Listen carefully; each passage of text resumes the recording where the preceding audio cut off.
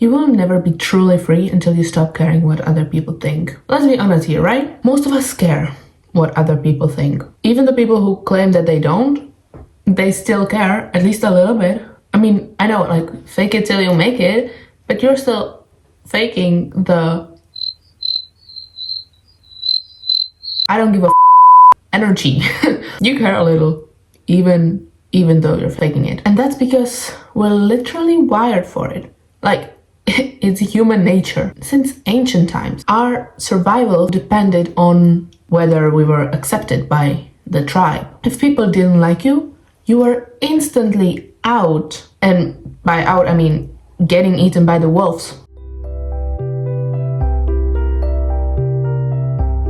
Hi, it's Emily, and today we'll be talking about not caring about what other people think and how we should do it and why we should do it. Yeah, let's get into it. Fast forward to right now. We still act like we'll die if somebody doesn't like us or judges something that we do. Someone doesn't like your outfit, instant anxiety. Someone, a stranger online, disagrees with your opinion. Suddenly, you're questioning your entire identity based on a stranger online. That's insane. We hesitate to do what we actually want to do just because of the fear of being judged.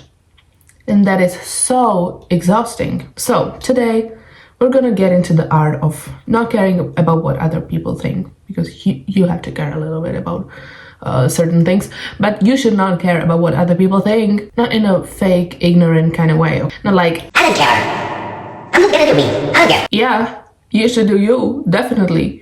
But as long as it's healthy, okay? Do not like bring other people down because you just do you, okay? Moving on. But in a true, real, kind of psychological, self-helpful kind of way. And it's coming from someone who's not a professional, so I'm just interested in this topic. Approach this with caution. With that being said, we'll break down first why we care so much in the first place. Then second, how this fear affects our life and how this obsession with approval by others messes with us. And third, what Montaigne said about this. He is the OG I don't care philosopher, okay? So we should take some insight from it. And I'll talk about that later. And last but not least, how can we eliminate this fear of being perceived? Or not completely eliminate, but maybe kind of slightly get rid of it in like a freeing, not artificial way. First off, seeking approval by others is not a flaw of any kind. It's just human nature. It's something that's embedded into our human nature, like basically human psychology. So, back in caveman days, rejection wasn't only embarrassing and like a hit to your ego, it was a deadly kind of situation. It led to deadly consequences. If someone didn't like you and you got exiled from the group, you'd freeze, or you'd starve, or you'd get eaten by an animal in the wild forest or in the jungle, or maybe cannibalism. I don't know, let's not get into that. So over time, it was only natural to associate social rejection with actual danger. That's why even a mild embarrassment and mild judgment from someone, random person, feels like a tiny existential crisis. Like it's actually a hit, like to your own feelings and ego sometimes too. Centuries ago, women were literally burned at the stake for not fitting in and being a little different and not wanting to fit in and having different opinions. While we don't have witches, that's actually not true. We might have witches. While we don't have witch trials anymore, society still punishes people who refuse to fit in. The brain hates social rejection. There's actually a study where researchers found that social rejection activates the same brain regions as physical pain. If you want to know what exact region it is, the anterior cingulate cortex. Look it up if you want. So no doubt that it feels so uncomfortable being judged and rejected. To continue in this psychological approach, there's a philosophical concept called the looking glass self, created by sociologist Charles Cooley, which basically says that we don't just form our opinions and our own identity in isolation, but we build it based on how we think others see us. So if we believe that people see us as awkward, as untalented, as weird, as uninteresting, we start feeling these things and we start becoming that. One time I looked at myself in the mirror and I based myself based on what I read on the comments. I felt worthless. I felt ugly. I felt gay. I felt But believe it or not, we're usually wrong about how other people see us, because most people are too busy thinking about themselves to be thinking of you as much as you think they are. But how does caring too much mess with us? Here's what it gets tricky, okay? If we let this fear of judgment run our lives, it affects every single part and every single aspect of our day-to-day life. Our emotions, our confidence, our creativity, basically everything, you name it. So the fear of judgment kills creativity, as I traced before. You must have ever noticed that the people who are the most creative and create the best art, the best music, the best film, basically ideas, are usually the people who just don't seem to care about being seen as cringe or weird. And that's because innovation thrives off risk. And risk, unfortunately, sometimes means being okay with looking stupid. The second you start filtering yourself for societal approval, your creativity dies. There's a psychological trap called the approval addiction, which means that the more we seek validation from others, the more we need it. It is like a drug, or it's like a sugar rush, okay? I think that it kind of is similar.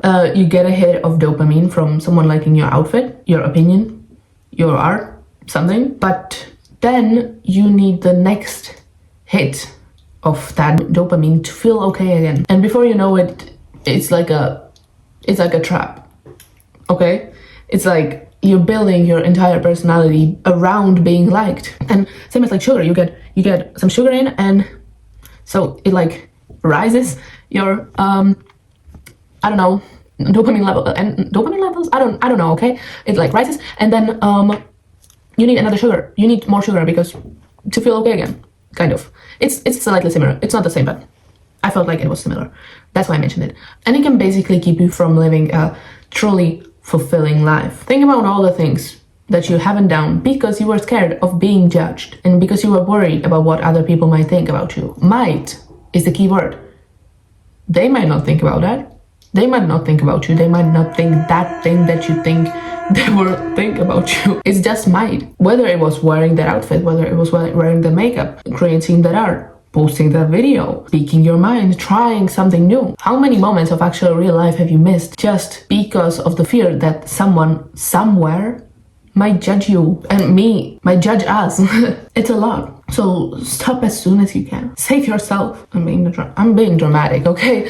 Let's move on. I suppose it's time to bring our philosophical anti-people-pleasing king, Michel de Montaigne. A little bit brief first, okay? He was a 16th century French philosopher who basically invented the personal individual narrative.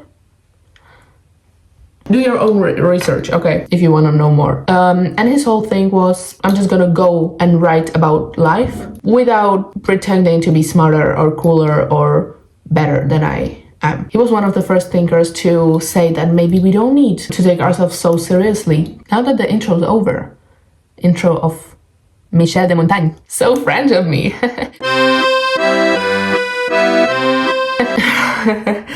Let's move on to his 3 lessons. First, people's opinions are flimsy and random. Montaigne believed that people's judgments are mostly based on their own issues, not on you. What a king, honestly. He also kind of implied that what people might praise today, they might mock tomorrow. So why stress? Why overthink now?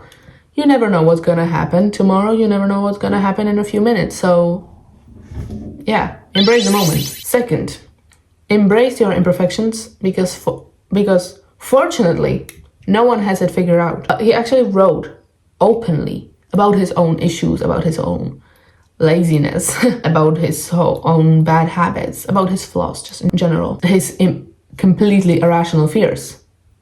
You can fill that in yourself. His point, basically, that we're all a mess, and acting like you have it all together just is just another way of caring too much. 3, happiness comes from inner freedom, not external forces. He believed that the happiest people in the world are those who only focus on their own journey, on their own work, on their own life, rather than obsessing over how others perceive it. Honestly, he was way ahead of time. I think we'd need a little bit of his insight in our today's society. So practically, how the do we stop caring about what other people think about us? It's a hard thing to do, but first, you gotta realize that the people just do not care that much. Like, it just doesn't matter. They just do not care. People are too focused and invested in their own life, in their own narrative, to be thinking about you as much as you think they are. Again, I'm mentioning it. So just don't overthink it, okay? I know it's hard. I overthink myself. And it's hard to like overcome this bad habit, I would say. But you have to do it if you want to better your life. Secondly, try to question this fear and just like ask yourself, do I approve? Do I like this outfit? Do I want to do this? Instead of, do they approve? Do they like this? It's just better. And also try to come out of your comfort zone. Do small things that make you feel judged. Do small things that make you feel slightly uncomfortable. Do that makeup, post that slightly off-putting Instagram post until you realize that it just doesn't matter. At the end of the day, not caring what others think isn't about being indifferent, but more about being free and truly yourself and your own person. Mountain didn't try to be edgy or be cool. He just tried to live a authentic life and just being himself. Flaws and all, imperfections and everything. And that's what made him untouchable. So the goal perhaps isn't to force ourselves against our will to stop caring. Our chance is to care about the right things, about the valuable things in life. Our own growth, our own joy, the people that we